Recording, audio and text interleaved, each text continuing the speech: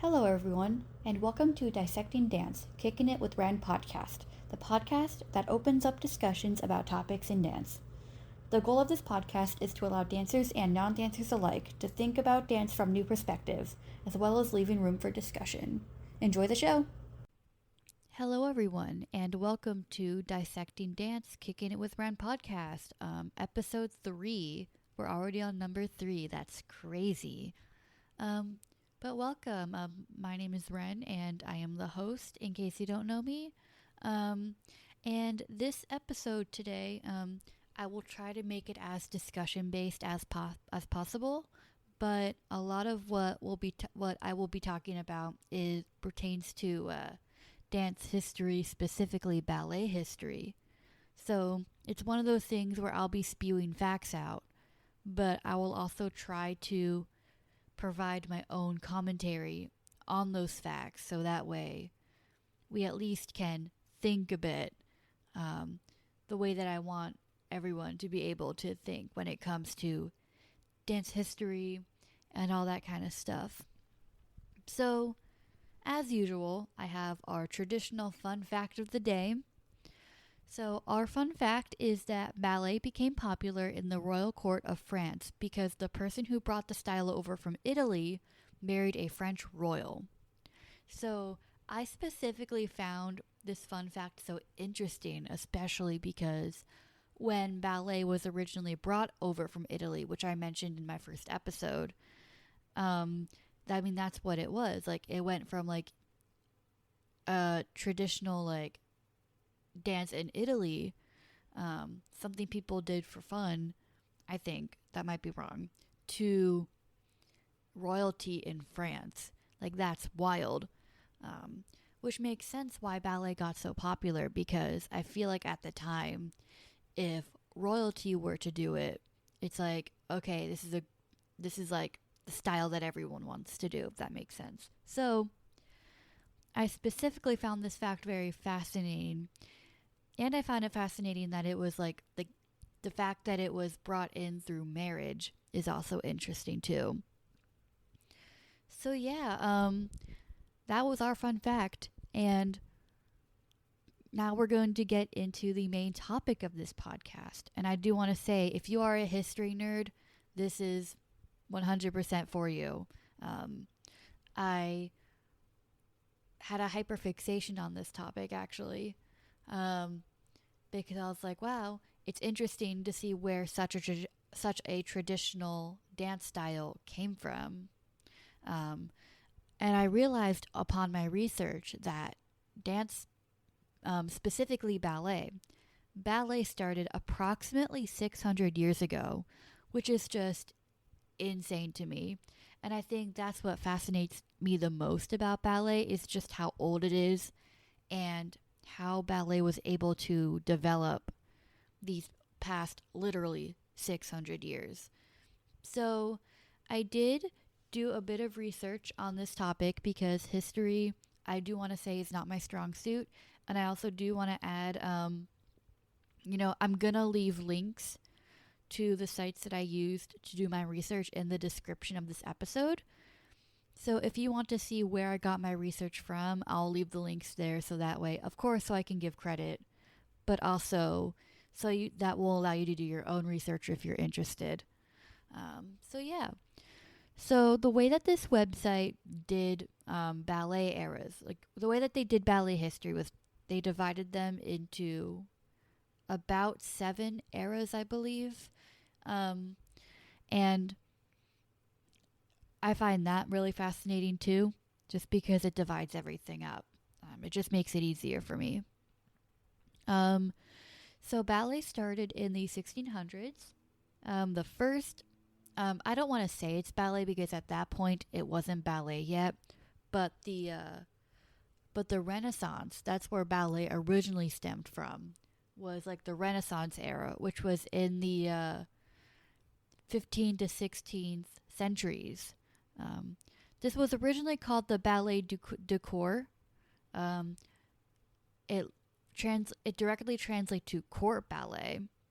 At this point, only European leaders were dancing to this style, and that goes back to my fun fact from earlier that, um, you know, how the ballet style was brought into France. Um, and in the very beginning of ballet, only men in the royal court were allowed to do ballet. Women were not remotely involved in ballet at all. It's very similar to like plays and stuff like that and performances. Only men were able to and allowed to perform in plays and skits, etc.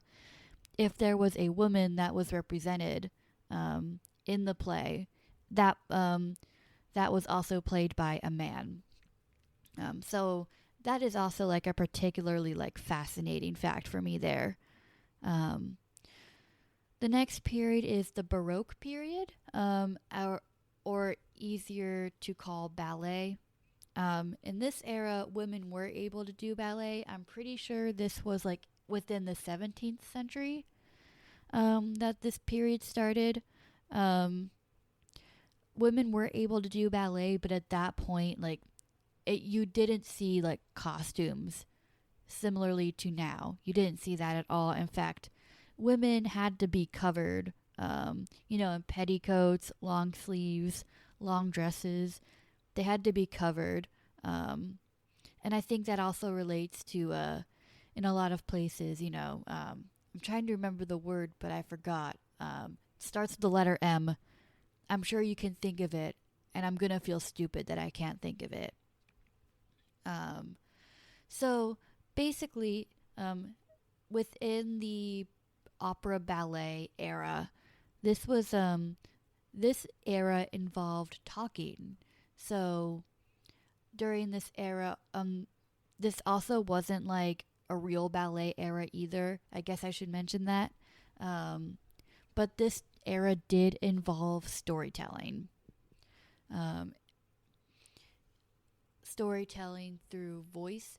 So they would talk for a bit, make sound effects, etc., etc. But that is when ballet really focused on telling a story. And I say ballet, but it's considered to be the pre-classical era of ballet.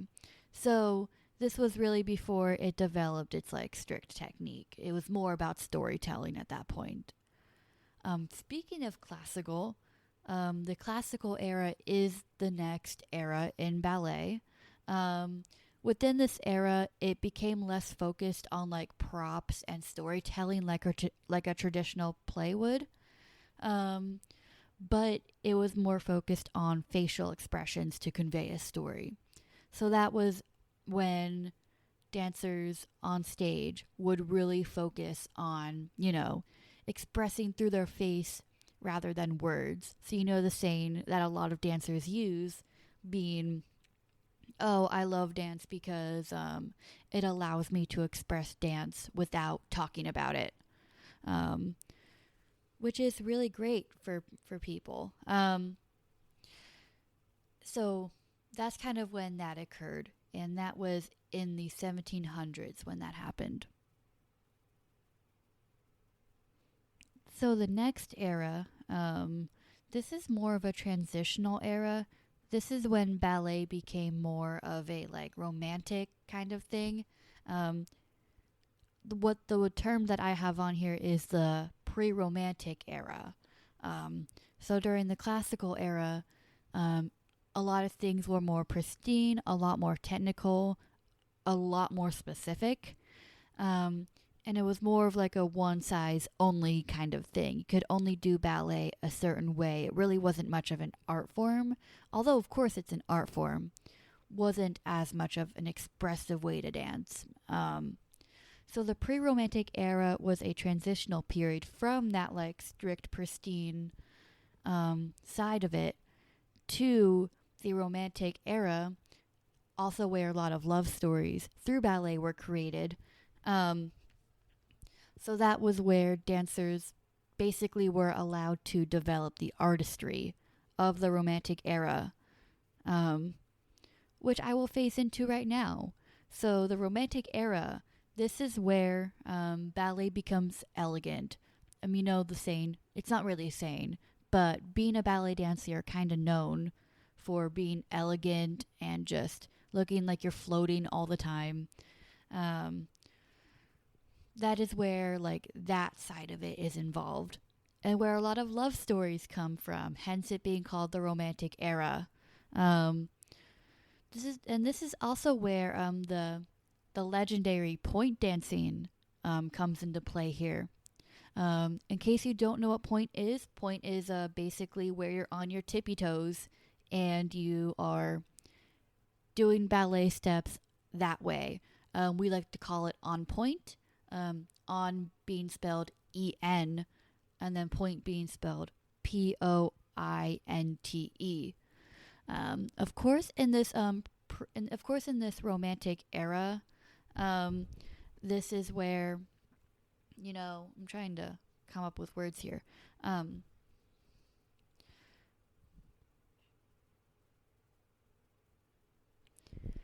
I got my words back, everybody. So the point work that occurred during this romantic era is nowhere near as advanced as the point work that we are doing now in current ballet times. And that is because since this was when point shoes were introduced, I feel like, of course, now we're doing a lot better with developing protection for our feet to make sure that we are on point safely. So, so when dancers were on point during the Romantic era, a lot of time the point work involved was consisting of bourrées, which is, you'll have to look up what bourrées are. I can't explain it through just audio. That's basically what a lot of point was at that time. And of course, because the gender stereotype is that only women can go on point, that is where women started dominating ballet as a whole. As I mentioned previously, it was men that pretty much took over ballet when in the beginning, and it was in the Ballet du Corps era. Now women are taking over ballet, and obviously to this day that stuck with us. Because now more women are doing ballet than men. So the next era is intriguing to me, and it almost feels out of place for me, because this is where ballet starts to expand beyond the Italy and France part. So in the 1800s, this is about when this happened. Ballet then went to Russia, and I do know the name of like the Russian style of ballet. It's called Vaganova ballet, or the Vaganova style, and that's how I was mostly trained when I was at my studio, is through that style. But that is a whole different topic for another episode, unless I decide to get into it spontaneously. But Russian art specifically intrigues me, specifically the performing arts, because in Russia, a lot of the arts were funded by the state, which also means the government. And I do find that fascinating because, I feel like in America, or maybe I just don't know a lot about history, but funding dance especially just has never been a thing. Like funding the arts, funding dance, that has never been a thing. But in Russia, a lot of that stuff was like, I've heard was used for like pro-war stuff, although I might be wrong. I also very much have been following like Russian, the Russian figure skating from the Olympics a couple of years ago, or maybe it wasn't a couple of years ago, but I followed that for a bit. And obviously, like, the situation's upsetting. But I just find it so interesting that that is how, like, Russia does their art. No offense to Russia, but I do find it fascinating that art is a lot more common and encouraged there. And as I mentioned before, this occurred in the 1800s, and I feel like within that time period, that is where ballet kind of started dividing off and um, ballet masters, I would even say, kind of developed their own styles of ballet. And so, as I mentioned, Vaganova is one of the styles, Cicchetti is another style. Um, Balanchine is the known American style, which I will get into in a moment, because that is the next era. Um, so, this next era is technically called modernism, although I don't know if we can say that anymore, because this era was from like the early 1900s.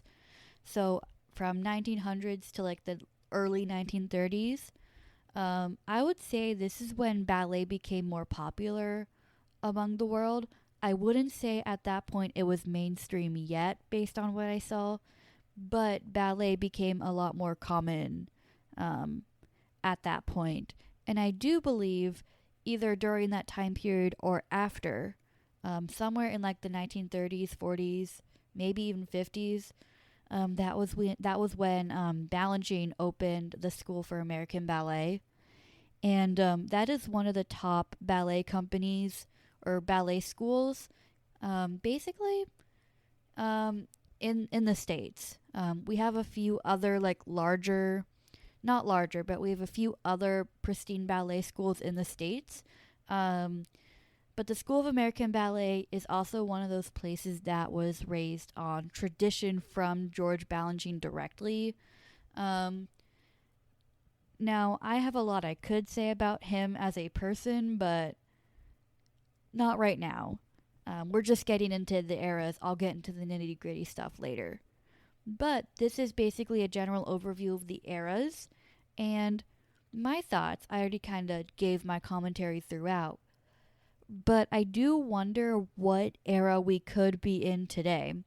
Because if you look at modernism as the name of an era, this era was around the time modern dance was created, and there are already modern people. There were already modern people who were, trying to break away from ballet. So I wonder, um, let's say, we could say that ballet now is becoming more of a contemporary. I would even say contemporary ballet, because according to one of my ballet teachers, ballet companies are becoming more like contemporary based. Not in a sense of like we're losing ballet, but there's just a lot more contemporary features. So I would call it maybe the contemporary era or something like that. Um, I will say between like the 1930s and now, I would say ballet is less of a cultural style and more mainstream. When I had Sinai on the previous podcast, I kind of briefly mentioned how in the past you could consider ballet like a cultural dance style because it was something that a very select few people did. But because ballet got so popular, now everyone can do ballet, thankfully. And so ballet is now mainstream, and I believe if you want to do ballet, you should do ballet. Of course, regardless of whatever your gender identity or racially or anybody, even disability too, anybody should be able to do ballet. And that's where I think ballet changed in a positive way, was the fact that nowadays it is more encouraged for everyone to do ballet. Now that being said, I hope you guys get my point and that I was not rambling too much throughout this episode and that everything came across correctly the way that it was supposed to. Now, this does mark the end of this episode of the podcast. We are doing a shorter episode today because I really wanted to delve into the eras of ballet. I feel like that's really important in order for me to start talking about more specific things. Like, for example, my next episode of dance history episodes, that's going to be a whole series in one. But my next dance history episode of this show will be delving deep into George Balanchine and his style of ballet. He's considered the American style ballet, if that makes sense. So that will be the next episode of our like mini series dance history portion. So definitely keep an eye out for that. He has a very interesting story, especially because he is one of the biggest American ballet schools ever, basically. So that does mark the end of today's episode of Dissecting Dance, Kicking It with Rand podcast. Thank you for listening to my little history lesson. I hope it wasn't too dull or boring. I know that history can be either boring or there are people who really are fascinated by dance history. And I think that's really cool. I do want to acknowledge that I feel like anybody who is interested in dance or wants to be a dancer, my very strong opinion is that it is very important for dancers to know the history of the movements that they're doing. So every dance move comes from somewhere, including TikTok dances. Every dance move has an element of history to it. So therefore, I feel that it's very important to learn about like dance history and all that stuff. It just gives respect to the roots of where dance came from. And so today that was eras of ballet. Now, as I said for the second time, this does mark the end of this episode of Dissecting Dance, Kicking It with Ren. I hope that you all enjoyed the show, and I hope that all of you have a fantastic rest of your day. Bye. I'll see you in the next one. Thank you for watching this episode of Dissecting Dance, Kicking It with Ren podcast. If you can hear the wonderful background music, those are water bottles. This is your sign that you should relax and drink some water. Anyways, a new episode will be uploaded every other Thursday. Thank you for watching.